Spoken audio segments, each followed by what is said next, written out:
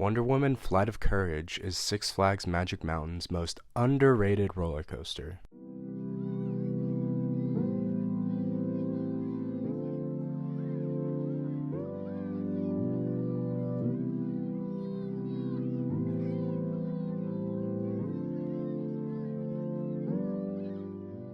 So far, I've been able to ride Flight of Courage 9 times. My first 3 rides were on one day in early October. I got another 3 rides later that month during Fright Fest, and then I got 3 more scattered throughout the early summer of 2023. This ride has gotten a little bit of hate, which is understandable. It's nowhere near the greatest roller coaster of all time, but I still think it's an awesome ride experience. And I feel like it's a really great fit at Six Flags Magic Mountain, which I feel like is an unpopular opinion. From what I've heard, a lot of people are saying that this ride is redundant or it doesn't really make sense here. I mean, I'm sure another Six Flags park could have benefited more from it, but in terms of Magic Mountain's lineup, I think we really needed another airtime based coaster, and I would make the argument that Flight of Courage is an airtime based coaster. If you look at every other roller coaster at Six Flags Magic Mountain, I think the only other one that's airtime focused is Twisted Colossus. Everything else is either Tall, Fast and Dumb, or an inversion machine,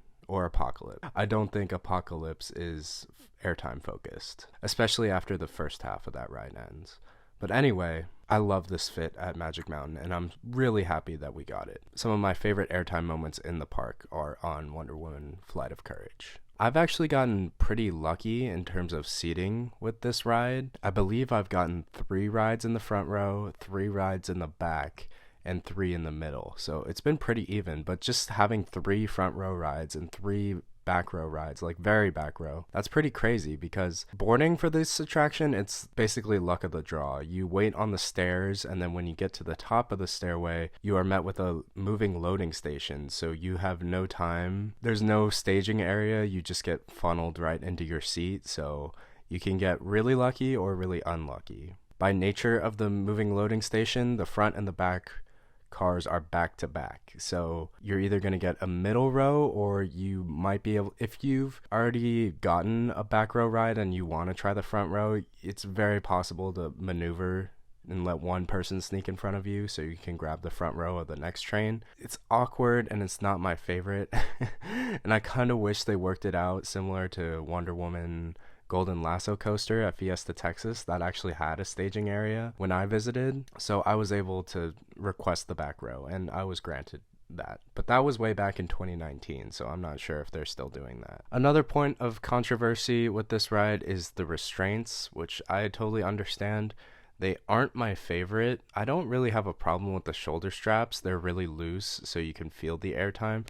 They just kind of touch you a little bit, so it would obviously be better if there was nothing there, but it's not the worst thing in the world. Like, I prefer these to the comfort collars on West Coast Racers, so, and even those aren't that big of a deal, so it's just there. It's not a deal breaker for me like how it is for some people. My problem with the restraints is how the boarding process works. As soon as you are funneled into your seat, an op will pull down on your restraint. Like, they're basically right there, so you don't have time to pull it down on your own. So they basically just staple you. You sit down and then you get stapled, so it's kind of tough. I know they pull down the lap bars on other rides like Full Throttle and occasionally Twisted Colossus, depending upon what row you're in. But those rides, you have the shin guards to, like, you can give yourself a little room if you really want to, but obviously not a ridiculous amount. I understand for safety reasons why they pull it down, but at the same time, it's because it comes from over the shoulders, there's like no hope for you. You're at the mercy of the ride op, which isn't great. Like the crushing disappointment of realizing, wow, I have no room. Like on other rides, you can maneuver yourself so you can get an inch or two, and that's all you need. You just need an inch to enjoy the airtime, and sometimes they just crush it. It's rough, man. It's not the greatest. And as I said, this ride is airtime focused, at least in my opinion. So if you get stapled, it's not going to be the greatest ride experience. I've actually, out of my 9 rides, only one of them wasn't stapled, and that was in a middle row, and I remember being blown away by that ride experience. So I really hope that one day I can get lucky in the back row and not get stapled, but you know, the odds of that don't seem very high, because 1 out of 9, That's not a high percentage. And then getting the back row in itself, that's also, also you don't have the greatest odds at that, so it's kind of tough. So I'm actually going to go through this ride experience twice because I feel like the front row and the back row are very different ride experiences. I actually love both of them, but I just want to walk you through how each element feels in the different rows. So I'm going to start in the front row. After you dispatch, you hit the right-hand turn, you go up the lift hill, which is actually pretty steep, and you have a nice view up there, which is super nice. And obviously the drop in the front row is not the greatest. You get a light pop of floater about halfway down the drop, but it's obviously not that much. You hit the valley, which does jitter and jolt a little bit. I should speak about this right now. This ride is not the smoothest. I think it's the roughest RMC that I've been on. It's either this or New Texas Giant. This ride has jitters and jolts, and some of them can be really annoying. I remember the second day in October when I got 3 rides on it, it kind of started to give me a light headache.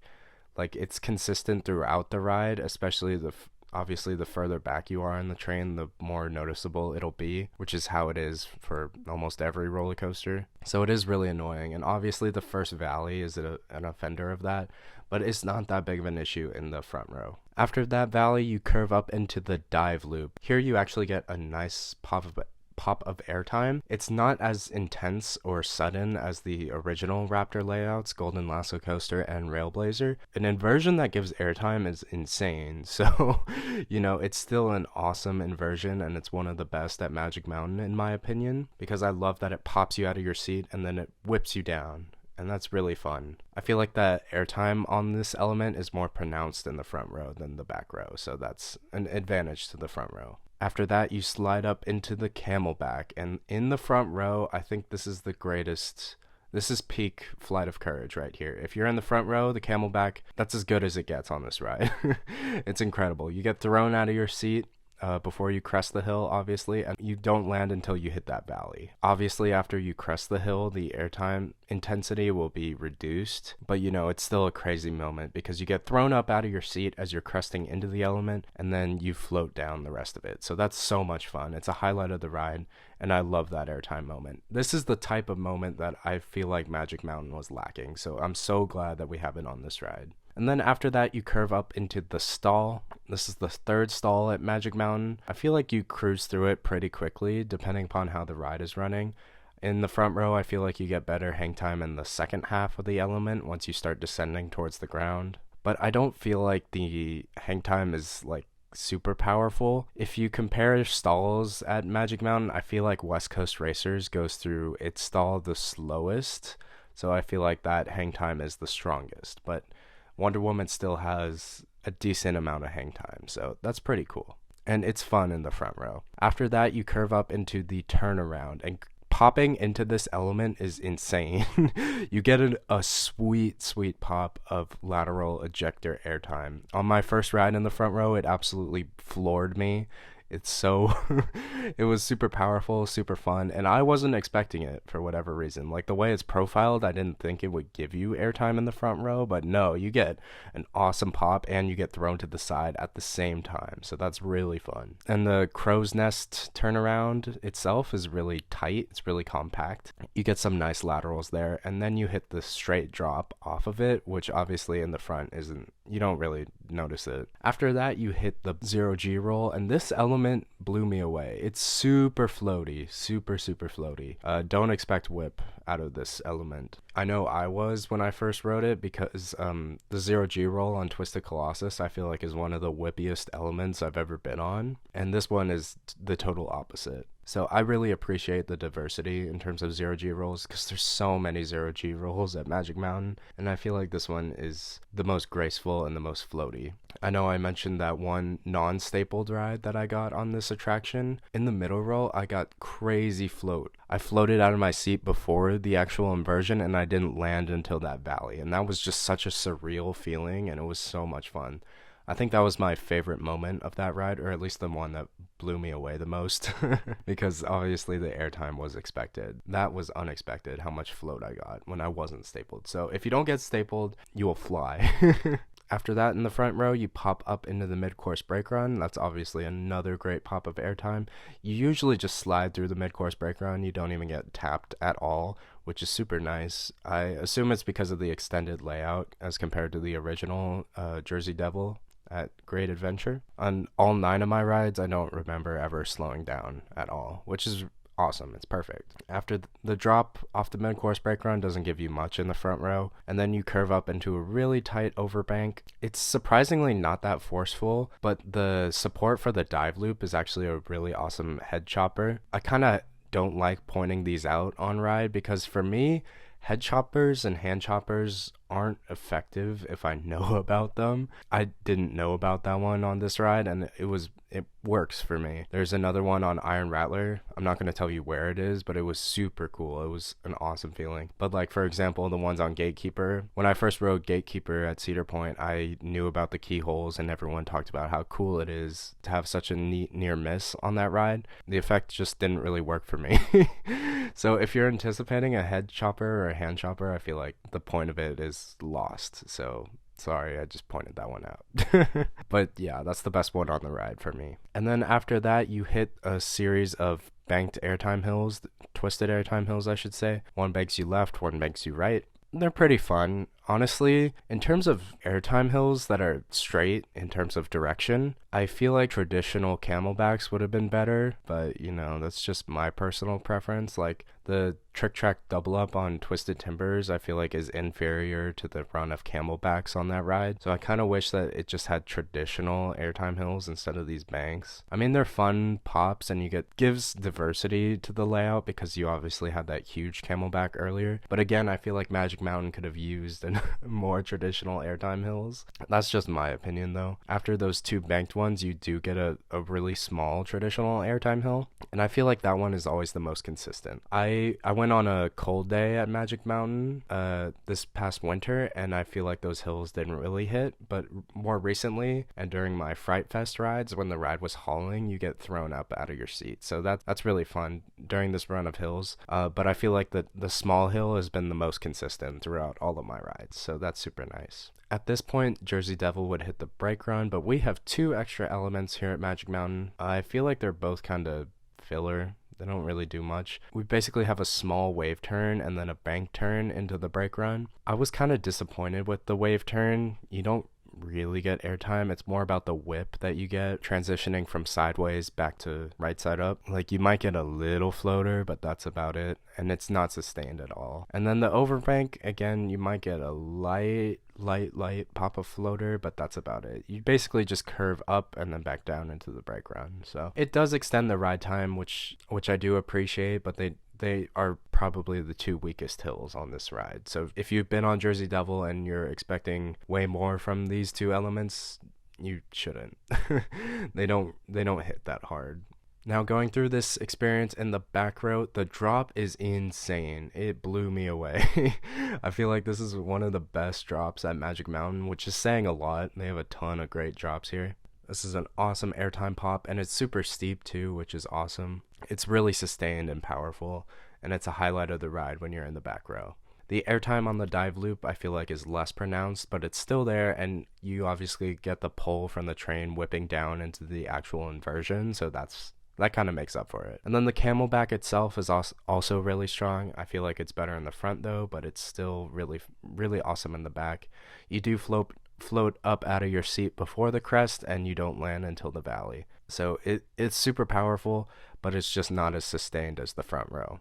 And then the stall, you do get some nice hang time here. As I mentioned, it's not as forceful as the hang time on West Coast Racers, but it's still present. It's a really fun element. And then the turnaround. I love this thing. So cresting into it, you do get a light pop of lateral ejector. Nowhere near as powerful as the front row, but it's still present, which is super cool. And I feel like the visual of watching the train hit the carousel turn like in front of you, it's really cool because you can see the front row and the middle rows curve, and it's such a tight turn that you can look, they're like right next to you, which is it's a really impressive visual. And I love watching the train like race through it in front of you, and then you get pulled through it yourself. So that's just so much fun. And then the drop off of it is straight, and it's an awesome ejector moment in the back row. You get thrown up, it's super powerful, but it's obviously not as sustained as the camelback, but it's still there, so it's super fun. It's an awesome moment and a highlight of the ride in the back row. I feel like turnarounds that give airtime are some of my favorite elements like ever. The king of this is the treble clef on Fury 325. But this one is super awesome because you get the combination of the light lateral pop at the beginning of the element, the laterals during the turn itself, of course that cool visual that I just talked about, and the awesome ejector moment. So there's so many forces and visuals crammed into such a small element that's just mind-blowing. It's an awesome turnaround. I wish more coasters did something like this because this is incredible. And then the 0G roll, as I mentioned, it is super floaty. I don't really have a preference in terms of front and back row for this element. It's super fun. That middle row ride where I wasn't stapled has been by far the best the best lap I got on this element, so just try not to get stapled so you can fully experience that float. For the mid-course brake run, you get a light pop cresting into it, and you get a better pop coming down out of it. The same head chopper applies during that overbank, and then the run of airtime hills is basically the same in the back. It might be a little more powerful, but the same principles of preferring a traditional camelback still apply for me. So yeah, that's Wonder Woman Flight of Courage, and I feel like it's an awesome ride experience. For me, it actually ranks third in the park, which I feel like is really high for most people. This is the type of ride I feel like Magic Mountain needs more of. They have so many rides that do the same thing, and that's kind of just why. I feel like it is an airtime focused roller coaster, but it still includes inversions. So I feel like Magic Mountain is just missing a ride that's just airtime. Like a B&M Hyper would be perfect here. A Hyper that isn't Goliath would be perfect here. I still feel that Wonder Woman helps this major gap in Magic Mountain's lineup. At least in my opinion. I know that probably sounds foolish to other people who have much smaller coaster lineups closer to home, but I feel like this ride was perfect for Magic Mountain, and I'm super glad we have it. In terms of theming and presentation, the queue is nice, it's fine. Obviously the station is really ugly, that's been talked about a lot. There's outdated posters on the wall right before you dispatch. It's like opening summer 2022, and I'm like, it's July 2023 right now, and it's still there. It's been open, and some of the theming has actually disappeared. I feel like guests have ripped it off the walls a little bit, so that's kind of a shame. And also, it's not that cold in there. Like, it gets really hot, especially Magic Mountain does get hot, so just if you're looking for shelter from the heat, getting in line for Wonder Woman isn't the best idea. It's kind of a tinfoil box, so just be prepared. I do love the sign though. The sign is really pretty. It looks great. So yeah, that's Wonder Woman Flight of Courage. Let me know what you think about this attraction down below. Please like, comment, subscribe, and I will catch you later.